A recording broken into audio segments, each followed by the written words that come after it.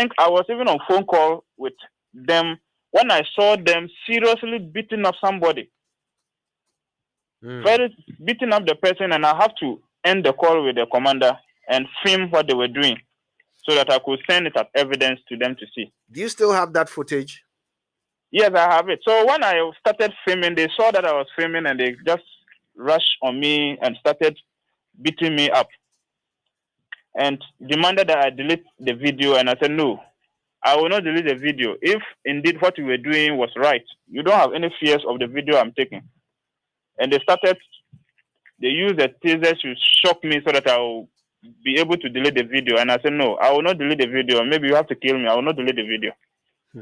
So it took the intervention of one police DSP, Emilia, who is the MTT commander, who was around, who rushed to them and shouted at them that, what are they doing? Are they aware that it's a PRO for the Upper West Regional Coordinating Council that they are beating? And DSP Emilia told them that, are they aware that their actions, the minister might have heard of the incident and sent me to see whether indeed it is true. That was how come they stopped beating me. Other than that, they would have even beaten me more than that. They would have brutalized me more than that.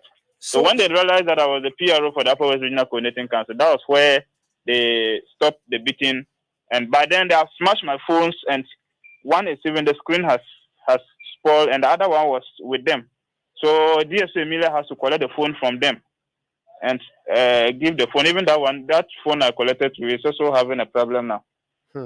So I picked the phones, and by then blood was coming out from my head. So they have to drive me to the hospital and for medical attention. So you mentioned this. But respect, I think I must approve. The minister has to rise down yesterday from Accra. Then as soon as he arrived, he called for an emergency respect meeting so that they could take drastic measures on these things. And I think the military high command too will join them this morning. There will be another meeting this morning so that together they see appropriate sanctions for this military men who were involved in this. Ask the people to be calm and the situation was under control, and assured them that all the military officers who were involved in this brutality, all of them will be picked one after the other and will be made to account for what they have done. Appropriate sanctions will be given to them, all of them. Right. Just before you leave us, you mentioned that there was a DSP, a police officer, who intervened. Yes. Were there police on the scene while this was happening? There were policemen on the scene while it was happening. The policemen were very bitter about what the military were doing, but they couldn't approach them because if they approach them, there will be a military and police clash. So according to them, they had to just stay. They were watching them beating the people because if they ask them to stop, they will end up clashing with them. So the DSP, the MTT commander was at the traffic light when we drove past her, and I have to call her. So I called her to our vehicle and I asked her what was happening. Because I was trying to find out what was happening and they were beating people. So she also said she doesn't even know why they were beating people, and this military, their attitude of brutalizing people, he doesn't understand. So I said, okay. I called, two of them were passing. I called them to find out. They rubbished me. They just snubbed me and went ahead to continue the beating. So that's why I removed my phone and I was filming them, and they now came on me, brutalizing me, beating me up, and shocking me with the shockers to delete the video, and I told them I will not delete it. Okay. Well, so we're speaking to Cletus Awuni, who is the PRO of the Upper West Regional Coordinating Council. He was also beaten by the soldiers who ran rampage yesterday. Now, you talked about the minister asking you to check the hospital, whether some of the victims are still there. Are some of them still in the hospital? Yes, there is one at the municipal hospital at the moment. He had a broken leg.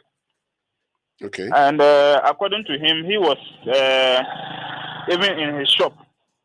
He was in his shop when they were beating. They ran to him at the shop and started beating him. So in an attempt to run, they cleared him from behind. He fell on the leg, and the leg got broken. So I'm just leaving the municipal hospital to brief my minister on about his this situation.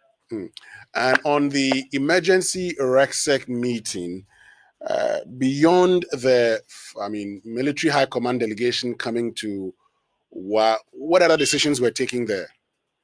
Okay, I wasn't part of the RESEC meeting because myself I was having some severe headache which I had to sleep last night, so I didn't follow what transpired at this. But what I noticed, I listened to the minister last night on some number of radio stations. He was going around radio stations, assuring the people of ensuring justice on what has happened on them, and told them the military high command will be here this morning. And one of the reasons for their visit is to ensure that these people are brought to book, and then possibly apologize to the people of Wa on the actions of their